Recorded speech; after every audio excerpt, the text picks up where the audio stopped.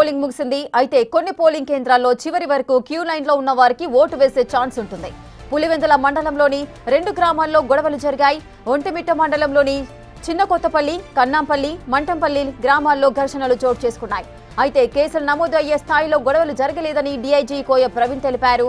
భారీ భద్రత నడుమ కడపకు బ్యాలెట్ బాక్సులు తరలిస్తామన్నారు.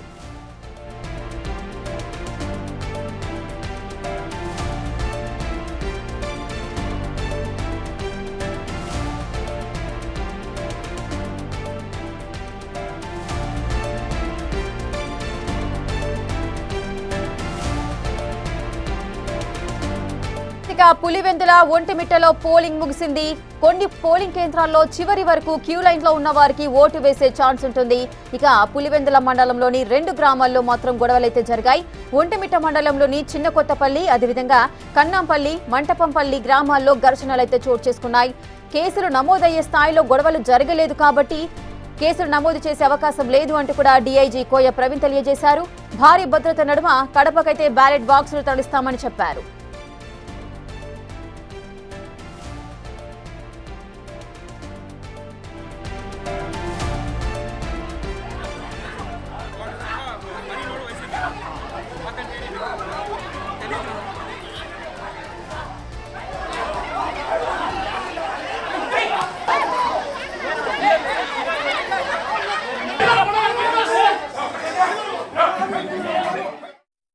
ఇసుక పులివెందుల ఒంటిమిట్టలో పోలింగ్ అయితే ముగిసింది. పూర్తి డీటెయిల్స్ మా అసోసియేట్ ఎడిటర్ గణేష్ అందిస్తారు. గణేష్, పోలింగ్ ఏ విధంగా జరిగింది, పూర్తి వివరాలేంటి? పోలింగ్ అయితే చాలా ఎక్కువ స్థాయిలో దాదాపుగా 70 నుంచి 80% ఒంటిమిట్టలో కావచ్చు, లేకపోతే మనకి పులివెందుల్లో కావచ్చు, 2 చోట్ల కూడా ఊహించని రీతిలో దాదాపుగా 15 ఏళ్ల తర్వాత జరిగిన ఈ ఎన్నికలకు సంబంధించి అంటే ఇప్పటివరకు ఏకగ్రీవంగానే జరుగుతూ వచ్చింది. పులివెందుల్లో కావచ్చు, మిగతా జడ్పీటీసీ సంబంధించింది. కానీ ఈ బై ఎలక్షన్ అనేది టోటల్గా మనం చూసుకుంటే ఒక అసెంబ్లీ ఎన్నికల స్థాయిని మరిపించింది. అసెంబ్లీ ఎన్నికల స్థాయిలో ఎటువంటి సిచ్యువేషన్లు ఉంటాయో, ఎటువంటి పోలీసు బందోబస్తు ఉంటుందో, మిగతా ఘటనలు ఉంటాయో అన్నీ కూడా ఓవరాల్గా మనకి చోటు చేసుకున్న సిచ్యువేషన్ అయితే కనిపిస్తోంది. ఒక ఒంటిమిట్టలో మాత్రం అంటే ఊహించని రీతిలో అక్కడ ఘర్షణ జరిగింది. మరోవైపు పోలింగ్ కూడా మనకి ఆగిపోయిన స్థితి. ఎందుకంటే 2:30 తర్వాత అక్కడ పోలింగ్ని నిలిపివేశారు. పోలింగ్ నిలిపివేసిన తర్వాత అక్కడ మళ్ళీ ఇప్పటికొచ్చి దానికి అటువంటి సమాచారం, కడపటి సమాచారం తెలియలేదు. డీఐజీ స్థాయి అధికారులు కూడా దీనిపైన పర్యవేక్షణ చేస్తున్నామన్నారు. ఎన్నికల కమిషన్ నిర్ణయం తీసుకోవాలి కాబట్టి అక్కడ మళ్ళీ 2:30 తర్వాత అంటే వైసీపీ టీడీపీ మధ్య జరిగిన ఘర్షణ కావచ్చు, మరోవైపు మంత్రి రాంప్రసాద్ రెడ్డి ఎటువంటి అనుమతి లేకుండా వచ్చారని వైసీపీ ఆరోపణలు కావచ్చు, మరోవైపు రవీంద్రనాథ్ రెడ్డి రోడ్డుపైన బైఠాయించి ధర్నా చేయడం కావచ్చు. ఈ సిచ్యువేషన్ మొత్తం టోటల్గా 29-30 కేంద్రాల్లో పోలింగ్ బూత్లో ఒంటిమిట్టలోన పోలింగ్ నిలిచిపోయింది. ఇప్పటికొచ్చే కడపటి సమాచారం మనకు అందేపటికి అంటే దాదాపుగా 5 గంటలు అయిపోయింది. అన్ని చోట్ల కూడా పోలింగ్ సమయం ముగిసిపోయింది. ఇప్పటి వరకు కూడా ఎక్కడా కూడా ఆ స్టేషన్కి సంబంధించి మళ్ళీ తిరిగి పోలింగ్ నిర్వహించారనేది లేదు. ఎందుకంటే పోలింగు బాగా జరుగుతున్న సమయంలో అంటే 45 నుంచి 50% మధ్య జరుగుతున్న సమయంలో అక్కడ ఈ ఘర్షణ వాతావరణం చోటు చేసుకుంది. సీసీ కెమెరాలను పగలగొట్టుకున్నారు. ఇరుపక్షాలు తోపులాట జరిగింది, పిడిగుద్దులు గుద్దుకున్నారు. అంటే ఒక యుద్ధ వాతావరణం ఏర్పడింది. పోలీసులు దీన్ని తొందరగా కోలుకున్న తర్వాత దీన్ని నియంత్రించగలిగారు. నియంత్రించిన తర్వాత కూడా ఓటర్లు ఎక్కడ వెనుదిరిగిన ఓటర్లు తిరిగి వచ్చే పరిస్థితి కనిపించలేదు. మరోవైపు ఎన్నికల కమిషన్ కూడా అక్కడ 29-30 బూతులకు సంబంధించి వాళ్ళు ఓటింగ్ మళ్ళీ జరుగుతుందనేది అక్కడ అనౌన్స్ చేయలేదు. అంటే దాన్ని నిలిపివేశారు. దాని తర్వాత తుది నిర్ణయం తీసుకుంటారా లేకపోతే దాన్ని వేరేగా పెడతారనేది ఎన్నికల కమిషన్ తుది నిర్ణయంపై ఆధారపడింది. మరోవైపు ఏదైతే పులివెందులకు సంబంధించి దాదాపుగా 15 బూతుల్లో జరిగింది. 15 బూతుల్లో ముందుగా పోలీస్ కమిషనర్ కావచ్చు, లేకపోతే డీఐజీ కావచ్చు, ఎస్పీ కావచ్చు, వీళ్ళు ప్రకటించిన వివరాల ప్రకారం కేవలం 4 మాత్రమే సమస్యాత్మక ప్రాంతాలుగా చెప్పారు.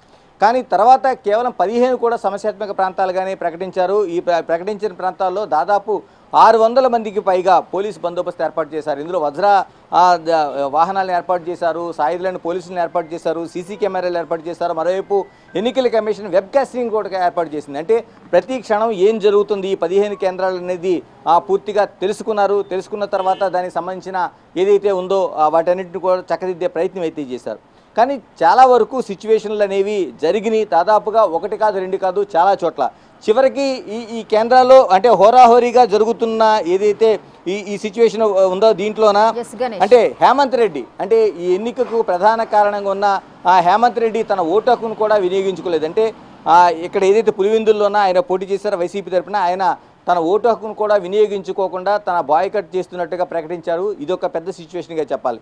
అంటే టోటల్గా ఇలాంటి అనేక ఘటనలు మనకు ఒకటి కాదు రెండు కాదు, టోటల్గా మనకి చూసుకుంటే దాదాపు తుమ్మలపల్లి కావచ్చు, అచ్చివెల్లి కావచ్చు, మళ్ళీ ఎర్రిపల్లి కావచ్చు, ఇలాగా టోటల్గా 15 కేంద్రాల్లో కూడా ఎక్కడో చోట చిన్న చిన్న ఘటనలు జరుగుతున్నాయి. ప్రధానంగా నల్లగొండవారిపల్లిలోన వైసీపీ టీడీపీ మధ్య దాడి జరిగింది పరస్పరం. మరోవైపు కానేపల్లిలోన టీడీపీ కార్యకర్తలు వెళ్తుంటే ఓటు వేయడానికి కారు ధ్వంసం చేసిన ఘటన జరిగింది. మరోవైపు తుమ్మలపల్లిలోన వైసీపీ క్యాండిడేట్ని నిలువరించారన్న దీంతో ఆయన హేమంత్ రెడ్డి నిరసన వ్యక్తం చేశారు. ఆయన ఈ నిరసనలో భాగంగానే తన ఓటు హక్కును కూడా వినియోగించుకోకుండా తన నిరసన తెలియజేసి ఆయన ఉండిపోయారు. తర్వాత ఎర్రిపల్లిలోన దాదాపుగా వాగ్వాదం జరిగింది వైసీపీ టీడీపీ కార్యకర్తల మధ్య. తర్వాత కానేపల్లిలో ఘటనతో పాటు కానేపల్లిలో ఘటన 2 కారు ధ్వంసంతో పాటు మిగతా అనేక ఘటనలు దాదాపు 5-6 చోట్ల తీవ్ర ఘటనలు జరిగినాయి. దీంట్లో ప్రధానంగా ఒంటిమిట్ట ఘటనే మనకి ఎన్నికలు పోలింగు ఆగిపోయే స్థితితో వచ్చింది. కాకపోతే టోటల్గా ఈ 15 మనకి ఒంటిమిట్టలో దాదాపు 30 కేంద్రాల్లోన పోలింగ్ కేంద్రాల్లో పోలింగ్ జరిగింది. మరోవైపు పులివెందుల్లోన సంబంధించి 15 కేంద్రాల్లో మనకి పోలింగ్ జరిగింది. అన్ని చోట్ల కూడా అంటే డిఐజీ చెప్పిన మాటల ప్రకారం ఆయన కేసులు నమోదు చేసేంత తీవ్ర స్థాయిలో ఎక్కడా కూడా మనకి ఆ సిచ్యువేషన్ జరగలేదు. ఒక పోలింగ్ ఆగిపోయే ఘటన తప్ప మిగతా అన్ని కూడా చెదురుమదురు ఘటనలు తప్ప మిగతా అన్ని కామన్ గా జరిగినాయని స్పష్టం చేస్తున్నారు. గణేష్, అటు పులివెందుల ఒంటిమిట్ట ఈ 2 ప్రాంతాలలో 100% పోలింగ్ జరిగింది అని అనుకోవచ్చా? అంటే కొన్ని పోలింగ్ బూత్లలో చెదురుముదురు ఘటనలు అయితే జరిగాయి, వాటి ప్రభావం ఏమైనా ఉండే అవకాశాలు ఉంటాయా? చాలా వరకు, ఎందుకంటే దాదాపుగా మనకి పులివెందుల్లోన దాదాపుగా 10,601 ఓటు ఉంది. ఈ 601 ఓట్లో ఇప్పుడు చూసుకున్న సిచ్యువేషన్ ప్రకారం 70 నుంచి 80% అంటే ప్రతి పోలింగ్ బూత్కి కూడా 700 ఓట్లు పైగా ఉన్నాయి. కొన్ని చోట్ల 1200, కొన్ని చోట్ల 2500. ఓవరాల్గా చూసుకుంటే మనకి ఈ 15 కేంద్రాల్లో కూడా పోలింగ్ బూతుల్లోన 10,601 ఓటు ఉంటే దాదాపు 70 నుంచి 80% నమోదైందని చెప్తుంటే ఎంతవరకు ఉపయోగించాలో చూడవచ్చు. అంటే ప్రతి ఒక్క 1000 ఓటుకి కూడా 800 మంది వచ్చి ఓటేశారు. ఇది మనకు స్పష్టంగా కనిపించింది. ఉదయం 7 గంటలకే పోలింగ్ ప్రారంభమైన తర్వాత దాదాపుగా మధ్యాహ్నం 2 గంటల వరకు క్యూ లైన్లు, పెద్ద పెద్ద క్యూ లైన్లు కనిపించాయి ప్రతి పోలింగ్ బూత్లో కూడా. ఎందుకంటే టోటల్గా మనం ఉండే 15 బూత్ల్లో కూడా బిగ్ టీవీ టీం మొత్తం తిరిగింది అన్ని చోట్ల కూడా.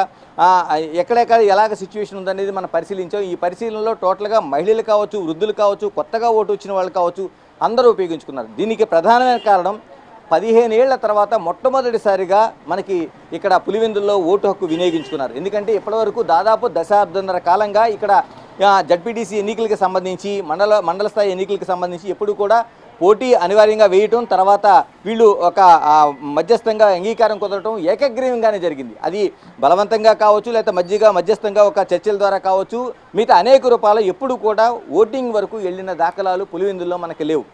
మొట్టమొదటిసారిగా 15 ఏళ్ల తర్వాత వీళ్ళందరికీ ఓటు హక్కు వినియోగించుకునే ఉంది. కాబట్టి చాలామంది మనకి బిగ్ టీవీతో మాట్లాడిన సందర్భంలో కూడా మా ఓటును మేము వినియోగించుకున్నాం, చాలా హ్యాపీగా ఉందనే మాట చెప్పడంతో దాదాపు అంటే అంతకు 15 ఏళ్ల క్రితం ఓటు వచ్చిన వాళ్ళతో పాటు ఇప్పుడు కొత్తగా ఓటు వచ్చిన వాళ్ళు సైతం ఓటు హక్కును వినియోగించుకున్నారు. ఆ ఓటు హక్కు వినియోగించుకున్న ఆనందాన్ని అయితే వ్యక్తం చేశారు. మరోవైపు ఒంటిమిట్టలో కూడా అంతే. ఒంటిమిట్టలో 30 కేంద్రాలు ఉంటే 30 కేంద్రాలు కూడా దాదాపు చిన్న చెదురుమదురు ఘటనలు తప్ప మిగతా చోట్ల 70% వరకు పోలింగ్ జరిగింది. అంటే 70% మంది పోలింగ్ ఇందులో ఓటు హక్కు వినియోగించుకున్నారు. అంటే టోటల్గా మనం చూసుకుంటే దాదాపుగా ఒక 25 వేలు ఓటింగ్ ఉంటే అక్కడ దాదాపుగా ఇక్కడ 10,000 పైజీలకు ఓటింగ్ ఉంటే టోటల్గా అన్ని చోట్ల కూడా 70 నుంచి 80% అంటే దాదాపుగా మనకి సార్వత్రిక ఎన్నికల్లో అంటే అసెంబ్లీ ఎన్నికల్లో సైతం ఇటువంటి ఓటింగ్ అనేది చాలా వరకు జరిగితే చాలా బాగా ఓటర్లు వచ్చి ఓటు హక్కు వినియోగించుకున్నారని చెప్పొచ్చు. కానీ ఇంత సమస్యాత్మక ప్రాంతాల మధ్య ఒక ఉద్రిక్తల మధ్య తెలుగుదేశం పార్టీ కావచ్చు, వైసీపీ కావచ్చు, తీవ్ర స్థాయిలో ఉద్రిక్తలు ఉన్న సమయంలో ఈ 2 పార్టీలు ఇంత హోరాహోరీగా తలపడుతున్న సమయంలో పోలీసులు దాదాపుగా అన్ని చోట్ల ఒక పద్మవ్యూహంలాగా ఎక్కడికెక్కడ బందోబస్తు ఏర్పాటు చేశారు. కేవలం ఓటు హక్కు ఉన్న వాళ్ళు మాత్రమే అనుమతించారు. ఇలాంటి ఇంత సిచ్యువేషన్లో కూడా కేవలం ఇంతమంది ఓటింగ్ జరిగిందంటే నిజంగానే మనం పెద్ద ఓటింగ్గా దీన్ని భావించాల్సిన అవసరం ఉంది. ఎస్ గణేష్, అదేవిధంగా ఓటింగ్ అయితే ముగిసింది. మరి బ్యాలెట్ బాక్సులు కడపకు తరలించే అవకాశాలు అయితే కనిపిస్తున్నాయి. దానికి సంబంధించి ఏ విధంగా జరగబోతోంది, పోలీసులు ఎటువంటి చర్యలు తీసుకుంటున్నారో అది కూడా చూద్దాము. పులివెందుల, ఒంటిమిట్ట, సో ఏపీలో ఈ 2 ప్రాంతాలైతే చాలా సమస్యాత్మక ప్రాంతాలని చెప్పొచ్చు. 15 సంవత్సరాల తర్వాత మొదటిసారిగా ఓటింగ్ ఇక్కడ జరుగుతుంది అంటూ కూడా గ్రామస్తులు కాస్త సంతోషం అయితే వ్యక్తం చేశారు. పోలింగ్ సజావుగా సాగింది అని చెప్పుకోవచ్చు. కొన్ని పోలింగ్ కేంద్రాల్లో చివరి వరకు క్యూ లైన్లో ఎవరైతే ఉంటారో వారందరికీ కూడా ఓటు వేసే ఛాన్స్ అయితే ఉంటుంది. సో బ్యాలెట్ బాక్సులకు సంబంధించి కడపకు తరలించే అవకాశాలున్నాయి. మరి భద్రత ఏ విధంగా ఉంది ఒకసారి మా అసోసియేట్ ఇన్పుట్ ఎడిటర్ గణేష్ అడిగి తెలుసుకుందాం. గణేష్, బ్యాలెట్ బాక్సులు కడపకు తరలిస్తున్నారు అంటున్నారు పోలీసులు, మరి ఎటువంటి భద్రతా చర్యలు చేపడుతున్నారు? ఆల్రెడీ మనం చూసాము ఓటింగ్ జరిగే సమయంలోనే గొడవలకు దిగారు. మరి బ్యాలెట్ బాక్సుల విషయంలో ఎటువంటి ఆందోళనలు ఏమైనా రేకెత్తే అవకాశాలు ఉంటాయా? ఎస్, కొద్దిసేపటి క్రితమే బిగ్ టీవీతో డీఐజీ కోయ ప్రవీణ్ మాట్లాడారు. ఆయన ఏదైతే 5 గంటల తర్వాత అన్ని చోట్ల కూడా, అంటే ఇక్కడ 15 కేంద్రాలు, అక్కడ 30 కేంద్రాలు, అంటే ఒంటిమిట్టలో 30 కేంద్రాలు, ఇక్కడ సంబంధించిన దాదాపుగా 15 కేంద్రాలు, అంటే మనకి ఉండే పులివెందుల్లో సంబంధించి ఇవన్నీ కూడా అయిన తర్వాత ఈ బ్యాలెట్ బ్యాగ్స్లని తీసుకొని, ఎందుకంటే ఓటింగ్ రూపంలో ఉంది కాబట్టి ఈ బ్యాలెట్ బ్యాగ్స్లని తీసుకొని కడపలోనే భద్రపరుస్తాం, పటిష్టమైన బందోబస్తు ఏర్పాటు చేసాం, ఎక్కడా కూడా ఎలాంటి అవాంఛనీయ ఘటనలు జరగకుండా ముందస్తుగానే ఒక ప్రణాళిక చేస్తాం. ఎందుకంటే ఒక రూట్ మ్యాప్ అనేది మాకు ఉంది కాబట్టి ఆ రూట్ మ్యాప్ ద్వారానే మొత్తం బ్యాలెట్ బాక్సులన్నీ అక్కడ చేరుకుంటాయి కడపలోన. ఎల్లుండి దీనికి సంబంధించిన కౌంటింగ్ ప్రారంభమవుతుందని ఆయన ధీమాగా వ్యక్తం చేశారు. ఎందుకంటే అన్ని చోట్ల కూడా వెబ్ కాస్టింగ్ ఉంది, సీసీ కెమెరాలు ఉన్నాయి, ఎక్కడ కూడా ఏదైతే బ్యాలెట్ బాక్సులు ఈ 15 కేంద్రాలు ఉన్నాయో 15 కేంద్రాల నుంచి ఉన్న తర్వాత ఈ టోటల్గా వీటినంతా తీసుకొని, అంటే మళ్ళీ కడపకు చేరే వరకు కూడా పటిష్టమైన భద్రత ఉంటుంది. మరోవైపు ఇప్పటి వరకు జరిగిన టోటల్ ఘటనలు దాదాపు 5-6 ఘటనలు జరిగితే ఎక్కడ కూడా పోలీసులు కేసులు నమోదు చేయాల్సినంత తీవ్ర స్థాయిలో ఎక్కడా లేదనేది ఆయన స్పష్టం చేశారు. అంటే వాగ్వాదాలు కావచ్చు, చెదురుమదురు ఘటనలు కావచ్చు, చెప్తున్నారు కదా, ఒంటిమిట్టలో ఉండే కేవలం అక్కడ ఎన్నికలు ఆగిపోవడం తప్ప మినహా మిగతా చోట్ల ఎక్కడ పోలీసులు కేసులు నమోదు చేసిన అవకాశం లేకుండా పోయిందనేది డీఐజీ మనకి కోయ ప్రవీణ్ చెప్పిన మాటల ప్రకారం స్పష్టమవుతుంది. మరోవైపు ముందస్తుగానే ఈరోజు తెల్లవారుజామున 5 గంటల నుంచే కూడా పోలీసులు పకడ్బందీ వ్యూహంతో వ్యవహరించారని చెప్పాలి.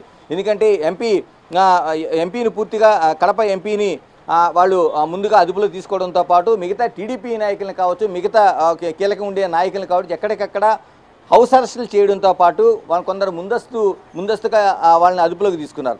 టోటల్గా బైండ్ ఓవర్ కేసులకు సంబంధించి దాదాపు 300 నుంచి 600 మంది పైన బైండ్ ఓవర్ కేసులు పెట్టారు. వీళ్ళంతా కూడా ఇక్కడ ఎన్నికలకు కానీ ఓటింగ్ కానీ లేకపోతే వీళ్ళెవరూ దరిదాపులకు రావడానికి వీలేదనే హెచ్చరికలు అయితే జారీ చేశారు.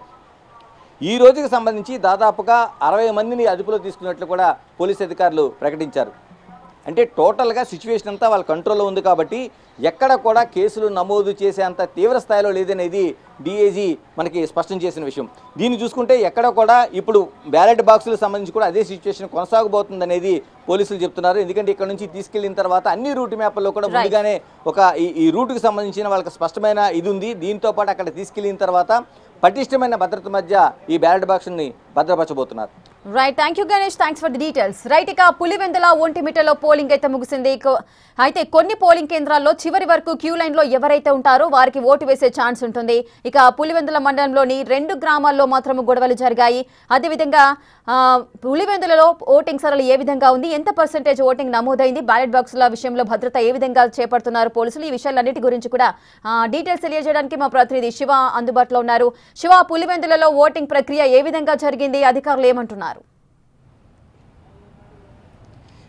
రేఖ, పులివెందుల మండలానికి సంబంధించి కూడా జెడ్పీటీసీ ఎన్నిక మాత్రం పొద్దుటి నుంచి కాస్త ఉత్కంఠ రేపింది. అయినప్పటికీ 1-2 ఘటనల మినహా ప్రశాంతంగా పోలింగ్ ముగిసిందని చెప్పవచ్చు. ఎందుకంటే ఈరోజు కేవలం కనంపల్లె, తుమ్మలపల్లె గ్రామాల్లో మాత్రం కాస్త ఉద్రిక్త వాతావరణం నెలకొంది. అయితే వెంటనే పోలీసులు చేరుకొని వాటికి పరిష్కరించారు. అయితే దీనికి సంబంధించి మాత్రం పులివెందుల డిఎస్పీ సైతం అక్కడ ప్రతిరోజు వీటి దగ్గరుండి పర్యవేక్షించారు.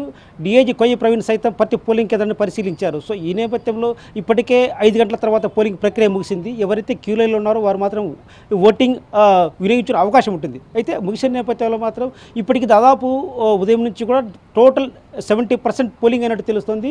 అయితే మాత్రం రేపు కేవలం ఎల్లుండి కౌంటింగ్ ప్రక్రియ ఉంది. అయితే ఈ నేపథ్యంలో మాత్రం ఉదయం నుంచి కూడా కొన్ని ఘటనలు చోటు చేసుకున్నాయి. ఎవరైతే ఉన్నారో కడప ఎంపీ అవినాష్ రెడ్డిని ఉదయం హౌస్ అరెస్ట్ చేశారు. సో ఈ నేపథ్యంలోనే కాస్త ఉత్కంఠ రేపింది. ఆయన హౌస్ అరెస్ట్ చేసిన అనంతరం మాత్రం అక్కడి నుంచి అదుపులో తీసుకొని మరో ప్రాంతానికి తరలించారు. అయితే ఎర్రగుంట ప్రాంతం తరలించిన నేపథ్యంలో మాత్రం కొందరు వైఎస్ఆర్ కాంగ్రెస్ పార్టీ చెందిన కార్యకర్తలు మాత్రం ఆ కాన్వాయ్ అడ్డుకొని అవినాష్ రెడ్డి విడిపించుకున్నారు. సో అక్కడ కూడా కాస్త ఉద్రిక్త వాతావరణం నెలకొంది. ఎర్రగుంట్ల 4 రోడ్ల కూడల్లో మాత్రం వాళ్ళంతా ధర్నా చేశారు. తెలుగుదేశం పార్టీ డౌన్ నిదానాలు చేశారు. ఎన్నికల సంఘానికి పోలీసులకు వ్యతిరేక నినాదాలు చేశారు.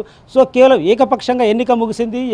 ఎన్నికలు నిర్వహించారు. పోలీసులు దగ్గర ఉండి రిగ్గింగ్ చేసుకునే ఇచ్చేశారంటూ కూడా వాళ్ళు చివరిస్థాయిలో అంటుపడ్డారు. అయితే దీనికి సంబంధించి కూడా ఎవరైతే ఎంపీ అవినాష్ ఉంటున్నారో అనంతరం అక్కడ ఆయన నుంచి పులివెందుల పార్టీ కార్యాలయం చేరుకోవడంతో పరిస్థితి మరింత ఉద్రిక్తంగా మారింది. ఎందుకంటే ఆయన పోలీసులు ప్రివెన్షన్ కస్టడీకి తీసుకున్నారు. సో ఈ సమయంలో ఆయన బయట తిరిగే పరిస్థితి ఉండదు. కేవలం పోలీసు అదుపులో ఉండాలని కూడా మొదటి నుంచి డీఐజీ చెప్పారు. అయితే మాత్రం ఆయన వచ్చిన తర్వాత మాత్రం మరోసారి డీఐజీ వైఎస్ఆర్ కాంగ్రెస్ పార్టీ కార్యాలయానికి వెళ్ళి కూడా అవినాష్ రెడ్డి సూచించారు, మీరు ప్రస్తుతానికి పోలీసులు అదుపులో ఉన్నారు కాబట్టి మీరు బయట తిరిగే అవకాశం లేదంటూ కూడా పోలీసులు అక్కడ మోహరించారు. సో ఈ నేపథ్యంలో మరోసారి ఆయన పోలీస్ స్టేషన్కి వచ్చి 5 గంటలకు వచ్చి ఏదైతే ప్రివెన్సివ్ కస్టడీ ఉందో దీనికి సంబంధించి పోలీస్ స్టేషన్లో ఫార్మాలిటీస్ ఫిలప్ చేసి అనంతరం 5 గంటల తర్వాత మాత్రం అవినాష్ రెడ్డి కొంచెం తన కార్యక్రమాలు చేసుకోవచ్చు పోలీసు సూచించిన నేపథ్యంలో మరి కాసేపట్లో ఎంపీ అవినాష్ రెడ్డితో పాటు వాళ్ళ కార్యకర్తల భారీగా పోలీస్ స్టేషన్ రానున్నారు. సో ఈ నేపథ్యంలో మాత్రం పులివెందుల స్టేషన్ వద్ద మాత్రం కాస్త ఉద్రిక్త పరిస్థితి ఏర్పడే అవకాశం ఉంటుంది. కాబట్టి ఇప్పటికే పోలీసులు వైఎస్ఆర్ కాంగ్రెస్ పార్టీ ఎంపీ అవినాష్ వస్తున్న నేపథ్యం మాత్రం ఇక్కడ గట్టి భద్రతా చర్యలు కూడా ఏర్పాటు చేశారు. రేఖ.